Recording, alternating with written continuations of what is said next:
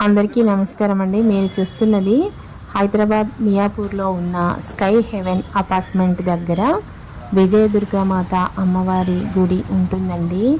నేను ఎప్పుడైనా మా మనవడు మనవరాలు మా వారితో కలిసి ఈ గుడికి వెళ్తానండి. నా మనసు బాగా ప్రశాంతంగా అనిపిస్తుంది. మీరు దర్శించండి, తరించండి.